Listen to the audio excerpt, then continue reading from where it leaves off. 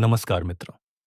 मैं हूं आपका अपना दोस्त डीजे डैनी और दिल से स्वागत करता हूं आप सभी का हमारे चैनल डीजे डैनी पर, जहां होती हैं बातें कुछ खास। आज हम आपके लिए लाए हैं भागवत गीता की ऑडियो बुक का 16वां अध्याय, जिसका नाम है दैवासुर संपद विभाग योग, सरल और भावपूर्ण हिंदी भाषा में। तो आइए भगवान श्री कृष्ण के दिव्य नाम के स्मरण के साथ आरंभ करते हैं अध्याय 16। भगवद गीता का 16वां अध्याय दैवासुर संपद विभाग योग है। इस अध्याय में कृष्ण स्पष्ट रूप से मानवों की दो प्रकार की प्रकृतियों का वर्णन करते हैं, दैवीय और दानवीय। दानवीय स्वभाव वाले लोग स्वयं को लालसा और अज्ञान के तरीकों से जोड़ते हैं, शास्त्रों के नियमों का पालन नहीं करते हैं और भौतिक विचारों को ग्रहण करते हैं। ये लोग निचली जातियों में जन्म लेते हैं और भौतिक बंधनों में और भी बंध जाते हैं। परंतु जो लोग दैवीय स्वभाव वाले होते हैं, वे शास्त्रों के निर्देशों का पालन करते हैं, अच्छे काम करते हैं और आध्यात्मिक प्रथाओं के माध्यम से मन को शुद्ध करते हैं। इससे दैवीय गुणों में वृद्धि होती है और वे अंततः आध्यात्मिक प्राप्ति प्राप्त करते हैं।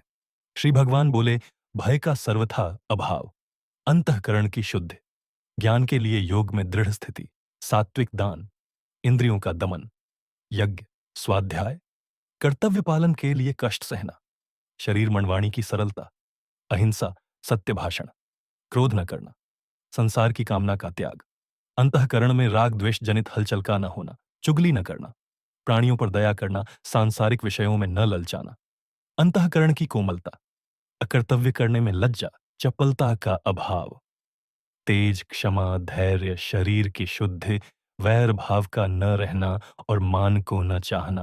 हे भरतवंशी अर्जुन, ये सभी दैवी संपदा को प्राप्त हुए मनुष्य के लक्षण हैं। हे पृथानंदन, दंभ करना, घमंड करना, अभिमान करना, क्रोध करना, कठोरता रखना और अविवेक का होना भी ये सभी आसुरी संपदा को प्राप्त हुए मनुष्य के लक्षण हैं। दैवी संपत्ति मुक्ति के लिए और आसुरी संपत्ति बंधन के लिए है। हे पांडव, तुम दैवी संपत्ति को प्राप्त हुए हो, इसलिए तुम्हें शोक नहीं करना चाहिए। इस लोक में दो तरह के प्राणियों की सृष्टि है, दैवी और आसुरी। दैवी का तो मैंने विस्तार से वर्णन कर दिया। अब हे पार्थ, तुम मेरे से आसुरी का विस्तार सुनो। आसुरी, प्रकृति वाले मनुष्य, प्रवृत्ति और निवृत्ति को नहीं जानते और उनमें न बाह्य शुद्ध, न श्रेष्ठ आचरण तथा न सत्य पालन ही होता है। वे कहा करते हैं कि संसार असत्य, अप्रतिष्ठित और बिना ईश्वर के अपने आप केवल स्त्री पुरुष के संयोग से पैदा हुआ है, इसलिए काम ही इसका कारण है और कोई कारण नहीं है। उपर्युक्त दृष्टि का आश्रय लेने वाले जो मनुष्य अपने नित्य स्वरूप को नहीं मानते, जिनकी बुद्धि तुच्छ है, जो उग्र कर्मा और संसार के शत्रु हैं, उन मनुष्यों की सामर्थ्य का उपयोग जगत का नाश करने के लिए ही होता है। कभी पूरी न होने वाली कामनाओं का आश्रय लेकर दंभ, अभिमान और मद में चूर रहने वाले तथा अपवित्र व्रत धारण करने वाले मनुष्य मोह के कारण दुराग्रहों को धारण करके संसार में विचरते रहते हैं। वे मृत्यु पर्यंत रहने वाली अपार चिंताओं का आश्रय लेने वाले, पदार्थों का संग्रह और उनका भोग करने में ही लगे रहने वाले, और जो कुछ है वह इतना ही है, ऐसा निश्चय करने वाले होते हैं।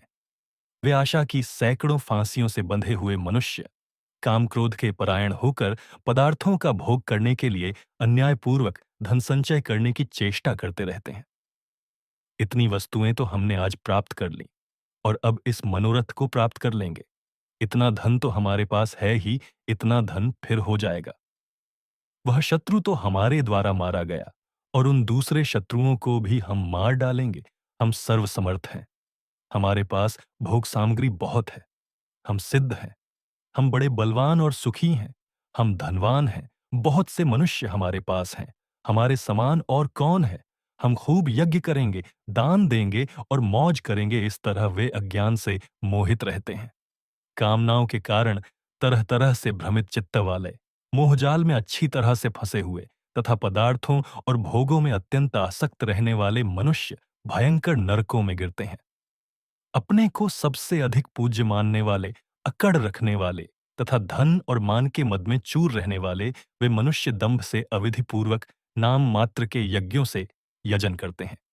वे अहंकार, हठ, घमंड, कामना और क्रोध का आश्रय लेने वाले मनुष्य अपने और दूसरों के शरीर में रहने वाले वो अंतर्यामी के साथ द्वेष करते हैं तथा दोष दृष्टि रखते हैं।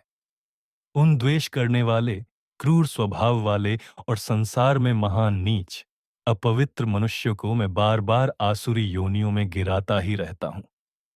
हे कुंती नंदन, वे मूढ़ मनुष्य मेरे को प्राप्त न करके ही जन्म जन्मांतर में आसुरी योनि को प्राप्त होते हैं, फिर उससे भी अधिक अधम गति में अर्थात भयंकर नरकों में चले जाते हैं।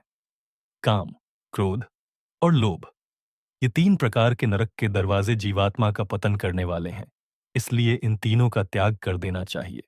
हे कुंती नंदन, इन नरक के तीनों दरवाजों से रहित हुआ जो मनुष्य अपने कल्याण का आचरण करता है, वह परम गति को प्राप्त हो जाता है। जो मनुष्य शास्त्र विधि को छोड़कर अपनी इच्छा से मनमाना आचरण करता है, वह न सिद्धि को, न सुख को और न परम गति को ही प्राप्त होता है। अतः तेरे लिए कर्तव्य कर्तव्य की व्यवस्था में शास्त्र ही प्रमाण है, ऐसा जानकर तू इस लोक में शास्त्र विधि से नियत कर्तव्य कर्म करने योग्य है। यहीं पर हमारा यह अध्याय पूर्ण होता है। आशा करता हूं कि ऑडियो बुक आपको पसंद आई होगी।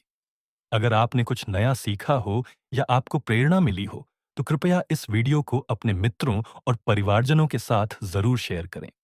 साथ ही हमारे चैनल को लाइक करें, शेयर करें और सब्सक्राइब करना न भूलें, ताकि हम इसी तरह भक्ति से भरपूर ऑडियो बुक्स आपके लिए लाते रहें।